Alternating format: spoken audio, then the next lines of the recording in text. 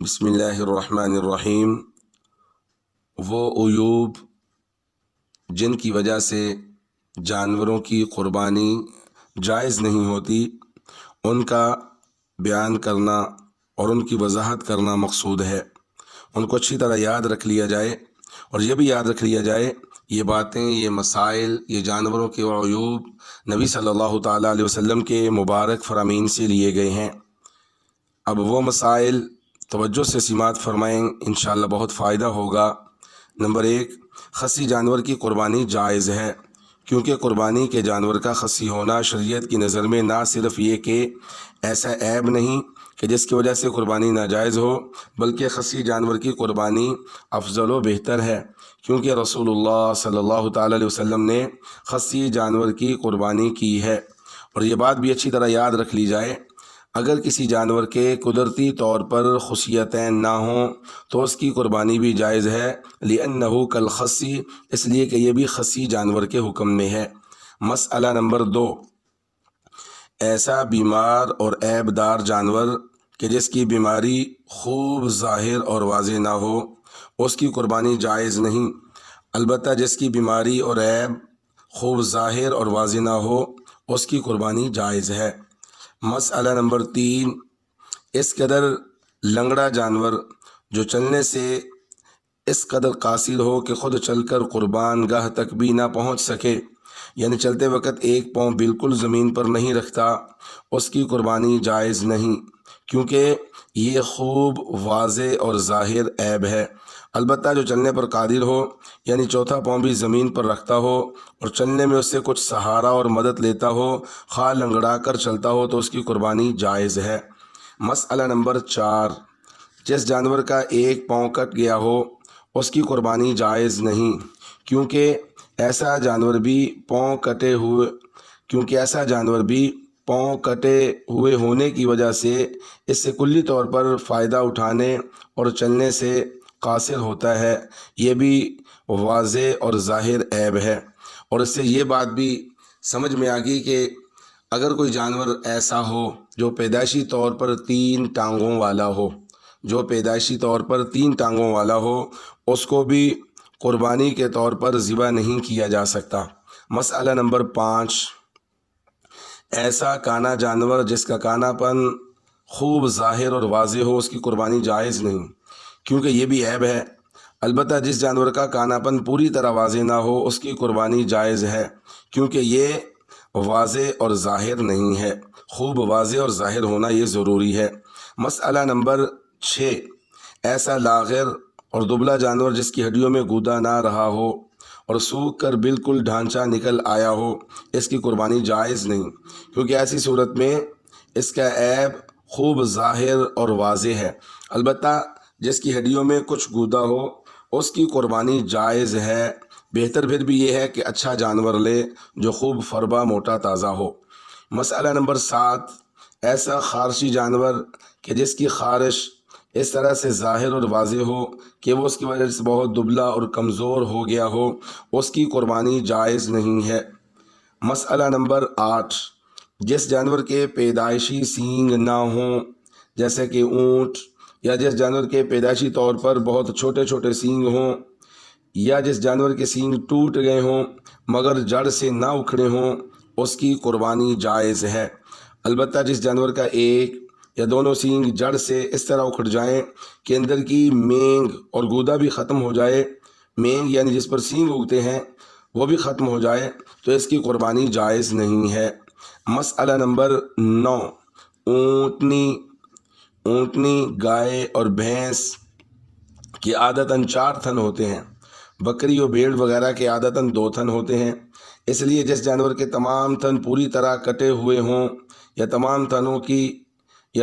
تھنوں کے اوپر کے سر جن سے دودھ برآمد ہوتا ہے کٹے ہوئے ہوں، ایسے جانور کی قربانی درست نہیں، کیونکہ یہ خوب واضح اور ظاہر عیب ہے۔ اسی طرح جس اونٹنی یا گائے بھینس کے 2 یا اس سے زیادہ تھن یا ان کے اوپر کے سرے کٹے ہوئے ہوں، یا بکری اور بھیڑ اس کا 1 تھن یا اس کے اوپر کا سرا کٹا ہوا ہو، تو اس کی قربانی جائز نہیں ہے، چونکہ یہ بھی عیب ہے۔ یہی حکم اونٹنی، گائے اور بھینس کے 2 تھنوں کے، بکری اور بھیڑ کے 1 تھن کے بیماری کی وجہ سے اس طرح سوکھ جانے کا ہے کہ ان میں دودھ نہ اترتا ہو تو ان کی قربانی بھی جائز نہیں۔ البتہ اگر تمام تھن یا اونٹنی، گائے اور بھینس کے 3 تھن موجود ہوں اور بغیر کسی بیماری کے دودھ نہ اترتا ہو تو قربانی جائز ہے۔ اور اسی طرح اگر تھنوں میں دودھ تو اترتا ہو مگر پہلے کے مقابلے میں دودھ کی مقدار کم ہو گئی تو ایسے جانور کی قربانی بھی جائز ہے، کیونکہ یہ خوب واضح عیب نہیں ہے اور آب و ہوا اور غذا و عمر وغیرہ کے ساتھ مختلف ہونے والی کیفیت ہے، یعنی دودھ غذا اور موسم کے حوالے سے، عمر کے حوالے سے کم زیادہ ہوتا رہتا ہے، اس لیے یہ عیب نہیں ہے۔ مسئلہ نمبر 10، بھینگے جانور کی قربانی جائز ہے کیونکہ صرف بھینگا ہونا کوئی عیب نہیں ہے۔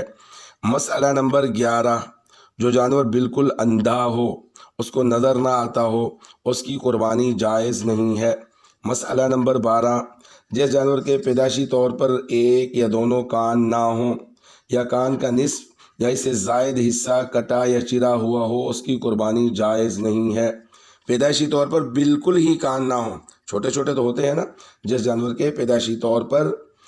1 یا دونوں کان نہ ہوں یا کان کا نصف یا اس سے زائد حصہ کٹا یا چرا ہو، اس کی قربانی جائز نہیں ہے۔ البتہ جس جانور کا کان نصف سے کم کٹا یا چرا ہوا ہو یا جس جانور کے کان تو ہوں مگر قدرتی طور پر چھوٹے چھوٹے ہوں تو اس کی قربانی جائز ہے، کیونکہ یہ عیب نہیں ہے۔ اگر تھوڑے تھوڑے دونوں کان کٹے یا چرے ہوئے ہوں اور کسی ایک کٹے یا چرے ہوئے کان کی مقدار تو باقی ماندہ کان کے حصہ کے نصف سے کم ہو، لیکن دونوں کانوں کی کٹی ہوئی مقدار کا مجموعہ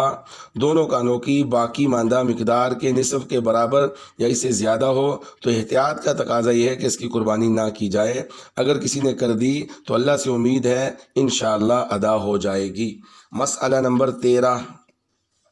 جس گائے، بھیڑ، بکری کے پیدائشی طور پر دم نہ ہو یا جس جانور کی دم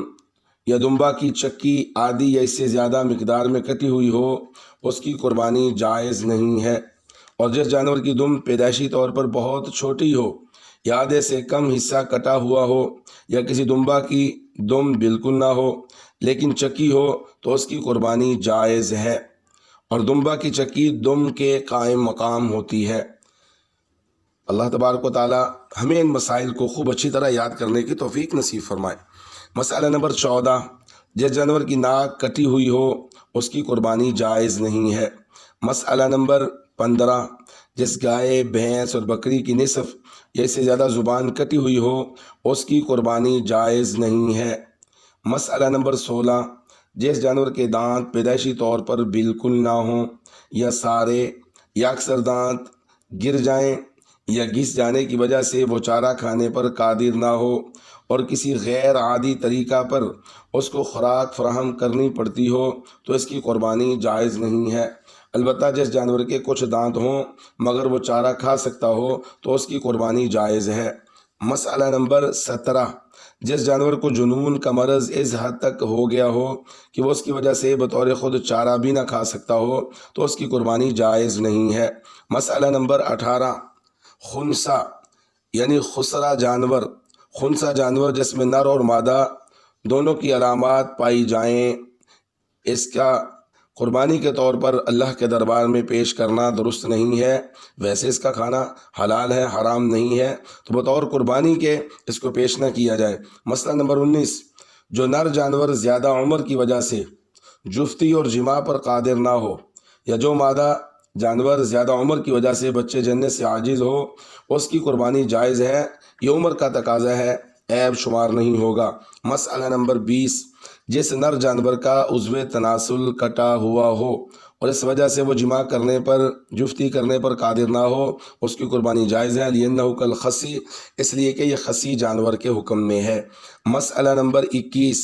جلالہ جانور یعنی جس کی عادت اس حد تک نجاست اور گندگی کھانے کی ہو کہ نجاست کھانے کی وجہ سے اس کے گوشت میں بدبو ہو گئی ہو تو اس کی قربانی جائز نہیں، البتہ چند دن باندھ کر چارہ کھلایا جائے کہ اس کے گوشت سے یہ بدبو ختم ہو جائے تو پھر جائز ہے، اور اگر نجاست کھانے کی وجہ سے گوشت میں بدبو پیدا نہ ہوئی ہو تو پھر چند دن چارہ کھلائے بغیر بھی اس کی قربانی جائز ہے۔ مسئلہ نمبر 22، اگر نر اور مادہ جانور دونوں قیمت میں برابر ہوں تو نر جانور کے مقابلہ میں مادہ جانور کی قربانی افضل ہے، کیونکہ مادہ کا گوشت نر کے مقابلہ میں زیادہ لذیذ ہوتا ہے، ورنہ جس کی قیمت زیادہ ہو اس کی قربانی افضل ہوگی۔ یہ مسئلہ محض بہتر اور غیر بہتر کا ہے، جائز اور ناجائز کا نہیں ہے۔ مسئلہ نمبر 23، جانور خریدنے کے بعد پتہ چلا کہ ایسا عیبدار ہے جس کی قربانی صحیح نہیں ہوتی، یا خریدا صحیح تھا مگر ذبح کے لیے لانے سے پہلے وہ عیبدار ہو گیا کہ جو قربانی کے لیے مانع ہو، یعنی جس کی وجہ سے قربانی نہ کی جا سکتی ہو، ایسا عیب لگ گیا تو مالدار یعنی صاحب نصاب پر ضروری ہے کہ وہ دوسرے بے عیب جانور کی قربانی کرے، اور غریب یعنی غیر صاحب نصاب کے لیے تبدیل کرنا ضروری نہیں ہے۔ مسئلہ نمبر 24، جانور کو ذبح کے لیے لایا گیا اور گراتے یا ذبح کرتے ہوئے کوئی ایسا عیب پیدا ہو گیا کہ جس کی وجہ سے قربانی جائز نہیں ہوتی، مثلا اس کی ٹانگ ٹوٹ گئی یا گائے ہاتھ سے چھوٹ گئی اور اسی دوران اس کی کسی جگہ ٹکرا کر آنکھ وغیرہ پھوٹ گئی، پھر اسے پکڑ کر ذبح کر دیا گیا تو قربانی درست ہے۔ مسئلہ نمبر 25، بعض لوگ اپنی من پسند کے خوبصورت اور موٹے تازے جانور خریدتے ہیں۔ بعض لوگ اپنی من پسند کے خوبصورت اور موٹے تازے جانور کی قربانی کو اتنا اہم اور ضروری سمجھتے ہیں کہ اگر ان کی پسند کا جانور نہ ملے یا اس کی رقم کا انتظام نہ ہو تو پھر قربانی ہی نہیں کرتے، جو کہ غلط طرز عمل ہے۔ مستحب چیز کی خاطر اصل واجب کو چھوڑ دینا کوئی عقل مندی کا تقاضا نہیں، مستحب عمل کا درجہ واجب کی ادائیگی کے بعد ہے، یعنی بہتر ہے، ضروری نہیں ہے کہ انسان اپنی ایک سوچ بنا لے کہ میں نے ایسا جانور ہی خریدنا ہے۔ تو یہ تھے جانوروں کے وہ عیوب، وہ چیزیں، وہ باتیں، وہ مسائل کہ اگر وہ جانور میں پائے جائیں تو اس جانور کی قربانی جائز نہیں ہوتی۔ انہیں بار بار سنا جائے تاکہ پوری طرح ذہن میں حاضر ہو جائیں، اور پھر ان باتوں کو ہم اپنے ذہن میں رکھتے ہوئے اپنی قربانیوں کی حفاظت کریں کہ ہم میں سے ہر ایک مسلمان مرد و عورت اپنے اپنے جانور کو اللہ کی رضا کے لیے پیش کرے اور وہ ان عیوب سے پاک ہو جو نبی صلی اللہ تعالیٰ علیہ وسلم نے ہمیں سکھائے۔ اللہ تبارک و تعالیٰ مجھے اور آپ کو ان باتوں پر عمل کرنے کی توفیق نصیب فرمائے۔ وآخر دعوانا ان الحمد للہ رب العالمین۔